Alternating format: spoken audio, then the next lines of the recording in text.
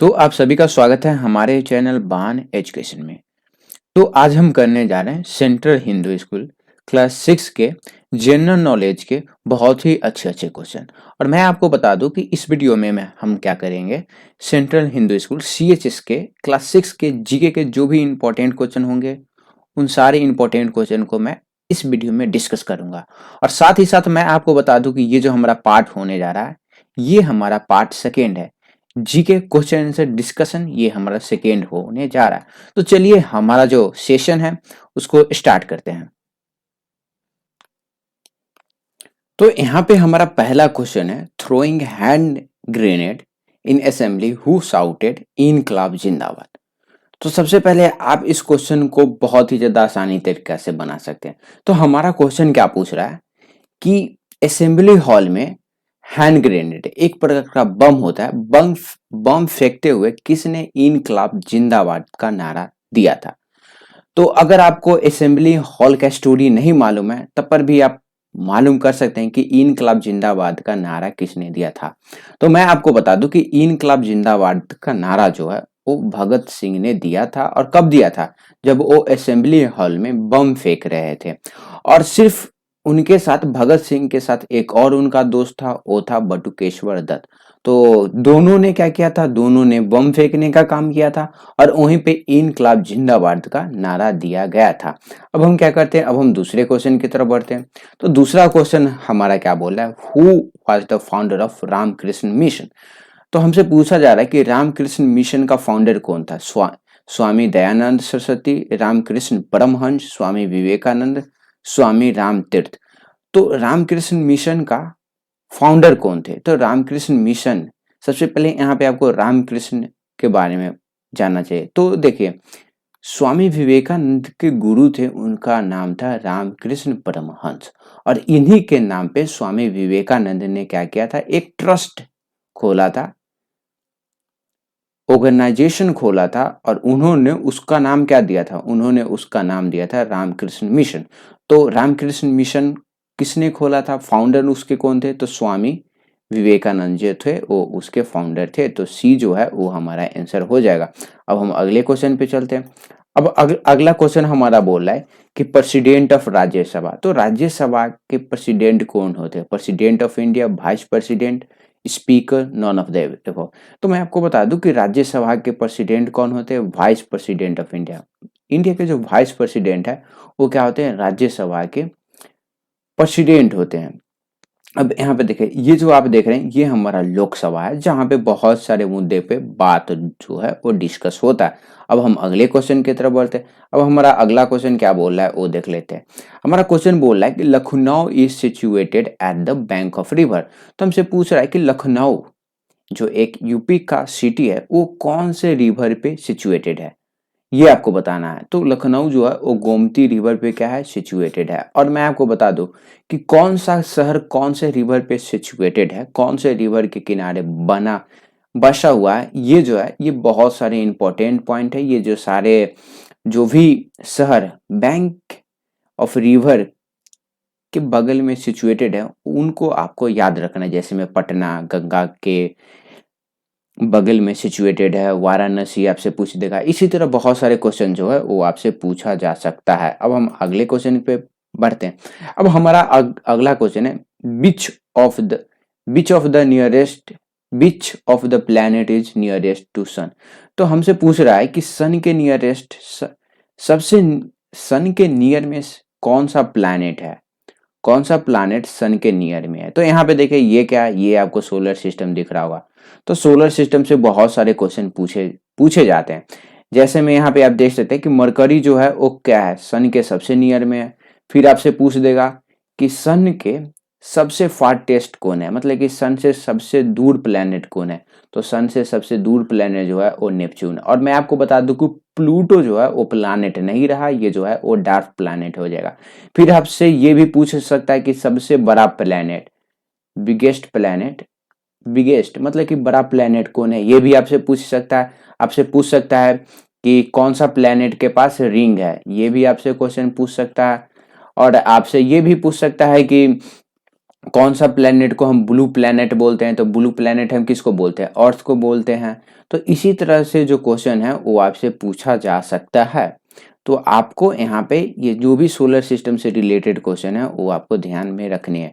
तो nearest planet to the सन, तो सन के नियरेस्ट प्लेनेट कौन है, तो वो है हमारा मरकरी। मरकरी जो है वो नियरेस्ट प्लेनेट है।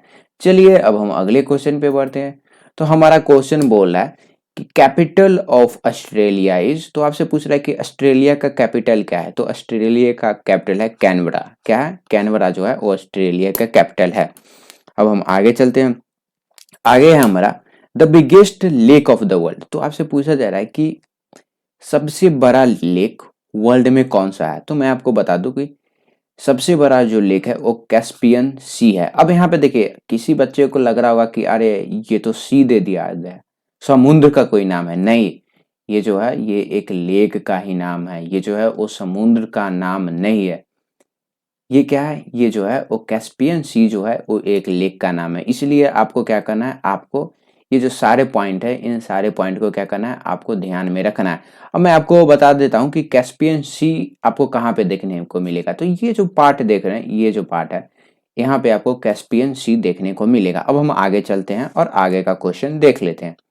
तो हमारा आगे का क्वेश्चन क्या बोल रहा है कि द करेंसी ऑफ रशिया, तो रशिया की करेंसी क्या है, मतलब कि रशिया के मुद्रा का नाम बताना है।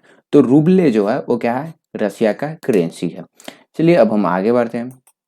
अब आगे हमारा है Thomas cup is associated with, तो थॉमस कप जो है वो कौन से गेम से एसोसिएटेड है, क्रिकेट से, हॉकी से, वॉलीबॉल से, बैडमिंटन से।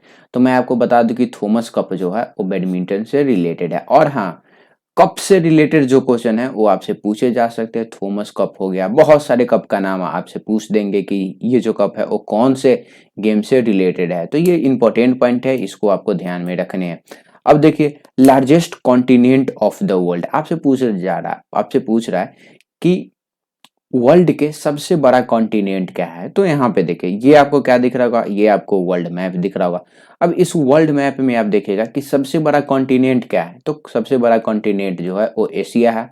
और इंडिया भी जो आता है वो एशिया में ही आता है। इंडिया भी जो है वो एशिया में ही आता है। और सबसे छोटा आपसे पूछ देगा, तो छोटा आप यहाँ पे खुद से आप क्या कर सकते हैं, आप खुद से पता लगा सकते हैं इस स्ट्रक्चर से। अब एक और क्वेश्चन मैं आपको बता दूं कि ये जो ऑस्ट्रेलिया है वो एक कंट्री भी है, प्लस ये जो है वो एक कॉन्टिनेंट भी है। तो ये जो है वो कंट्री प्लस कॉन्टिनेंट है। तो ये आपको ध्यान में रखने हैं कि एशिया जो है क्या है, सबसे बड़ा कॉन्टिनेंट है पूरे वर्ल्ड में। अब हम अगले क्वेश्चन की तरफ बढ़ते हैं।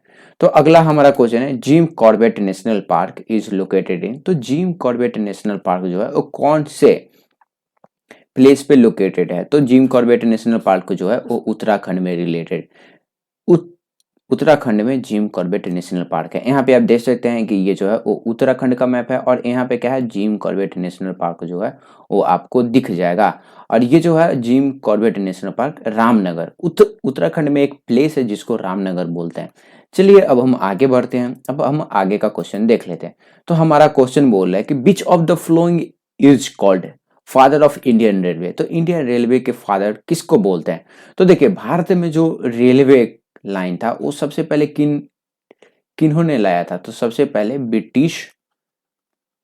ब्रिटिश एम्पायर ने भारत में रेलवे लाया था। तो कोई ब्रिटिश ही होगा, तो लॉर्ड डलहौजी जो है वो फादर ऑफ इंडियन रेलवे बोला जाता है। अब यहाँ पे देखिए ये जो इमेज देख रहे हैं, ये जो व्यक्ति हैं ये क्या है, ये लॉर्ड डलहौजी है। अब हम आगे का क्वेश्चन देख लेते हैं कि अगला क्वेश्चन हमारा क्या पूछ रहा है। तो अगला क्वेश्चन हमारा पूछ रहा है कि who was the founder of Sikh religion, तो सिख रिलीजन के फाउंडर कौन है, गुरु अंगद, गुरु नानक, गुरु गोविंद, गुरु हरदेव। तो सिख रिलीजन के फाउंडर कौन है, सिख रिलीजन के फाउंडर जो है वो गुरु नानक है। ये इमेज आपने बहुत बार देखा होगा, ये जो इमेज है वो गुरु नानक के इमेज है।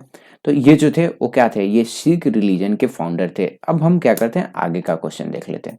अब आगे का क्वेश्चन हमारा बोल रहा है कि border line between India and China is called, तो देखिए इंडिया और चाइना के बीच के बॉर्डर लाइन को हम लोग क्या बोलते हैं, इंडिया और चाइना के बीच के बॉर्डर को हम क्या बोलते हैं, मैकमोहन बोलते हैं, रेड क्लिफ बोलते हैं, डुरांड बोलते हैं, नन ऑफ द एबव। तो ये चीज मैं आपको समझा देता हूँ।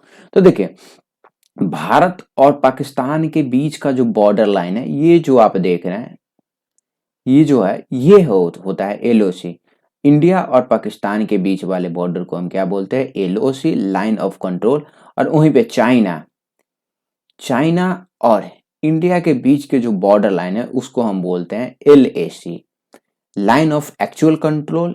तो यहाँ पे देखिए एलएसी होगा, क्या होगा? LAC, line of actual control. अगर आपसे पूछ देगा कि पाकिस्तान, चाइना के जगह अगर आपको पाकिस्तान पूछ देगा तो एलओसी, पाकिस्तान। पाकिस्तान के लिए आपको क्या लिखना है? एलओसी। चलिए अब हम आगे बढ़ते हैं।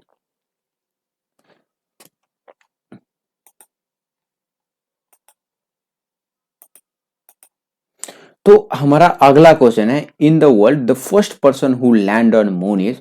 तो हमसे पूछा जा रहा है कि पहला पर्सन पूरे दुनिया में जो सबसे पहले मून पे कदम रखे थे। तो आपको ध्यान रखना है कि नील आर्मस्ट्रांग थे, जो थे वो पहला पर्सन थे। उन्होंने क्या किया था? उन्होंने चांद पे कदम रखा था। ये जो इमेज दिख रही है नील आर्मस्ट्रांग है। अब अगर आपसे पूछ देगा कि यहाँ पे वर्ल्ड की जगह आपको इंडिया पूछ दिया कि इंडिया का पहला पर्सन जिन्होंने मून पे लैंड किया था, तो आपको क्या लिखना है? उसमें आपको लिखना है राकेश शर्मा। इंडिया में आपका राकेश शर्मा आ जाएंगे। अब हमारा अगला क्वेश्चन है, the first university of India is. तो यहाँ पे देखिए ये जो क्वेश्चन है वो बहुत ही ज्यादा, मतलब कि बहुत ही ज्यादा कंफ्यूजन क्रिएट करने वाला क्वेश्चन है। आपसे पूछा जा रहा है कि पहला यूनिवर्सिटी भारत का कौन था। तो देखिए अगर आप बहुत पहले आप देखिएगा तो बहुत पहले जो है वो भारत का पहला यूनिवर्सिटी जो थे वो नालंदा यूनिवर्सिटी था। बहुत ही पुराना यूनिवर्सिटी है और ये जो यूनिवर्सिटी है वो बिहार में था। लेकिन आज़ादी के बाद क्या है? आज़ादी के बाद जो है वो कलकत्ता यूनिवर्सिटी जो था वो पहला यूनिवर्सिटी था। तो आप क्या कर सकते हैं? क्वेश्चन के हिसाब से, जिस तरह से आपसे क्वेश्चन पूछ देगा उस हिसाब से आपको देना है। अगर यहाँ पे आपसे पूछ देगा कि ancient, the first ancient university of India, तो आपको नालंदा मारना है। अगर आपसे पूछ देगा इसी तरह तो कलकत्ता यूनिवर्सिटी जो है वो हमारा आंसर हो जाएगा। अब हम अगला क्वेश्चन है। अब अगला क्वेश्चन है हमारा, the national game of USA is. तो USA, United State of America का नेशनल गेम क्या है? Lawn tennis, baseball, hockey, cricket. तो बेसबॉल जो है वो यूएसए का क्या है? ये जो है वो नेशनल गेम है। अब बेसबॉल जो है वो आपको थोड़ा सा देखने में बेसबॉल जो है वो क्रिकेट के जैसा लगता है, लेकिन क्रिकेट है नहीं। अब यहाँ पे देखिए हॉकी किसका नेशनल गेम है? तो हॉकी जो है वो इंडिया का नेशनल गेम है। और क्रिकेट जो है वो आपको मालूम होना चाहिए कि ऑस्ट्रेलिया का जो है वो क्रिकेट है। तो यहाँ पे हमारा चैप्टर जो है वो कंप्लीट हो चुका है। मतलब कि इस पार्ट का जो भी क्वेश्चन है वो मैं आपको कंप्लीट करवा चुका हूँ। अब मैं आपसे मिलता हूँ अगले वीडियो में, और जो भी क्वेश्चन बचे हैं वो मैं आपको अगले वीडियो में करवाऊंगा। तब तक अगर आपने हमारे चैनल को सब्सक्राइब नहीं किया है तो प्लीज़ सब्सक्राइब कर लीजिए, और साथ में ये आपको एक बेल आइकन दिख रहा होगा, इस बेल आइकन को भी दबा दीजिए, क्योंकि आपको हमारे चैनल पे आप किसी भी एग्जाम का क्यों ना तैयारी कर रहे होंगे, चाहे आप सैनिक स्कूल का तैयारी कर रहे हैं, चाहे वो आप नवोदय का तैयारी कर रहे हैं, चाहे आप सीएचएस का तैयारी कर रहे हैं, सारे सब्जेक्ट के वीडियो जो हैं वो आपको हमारे चैनल पे मिलने वाले हैं। इसलिए आप हमारे चैनल को सब्सक्राइब कर लीजिए। धन्यवाद। जय हिंद, जय भारत।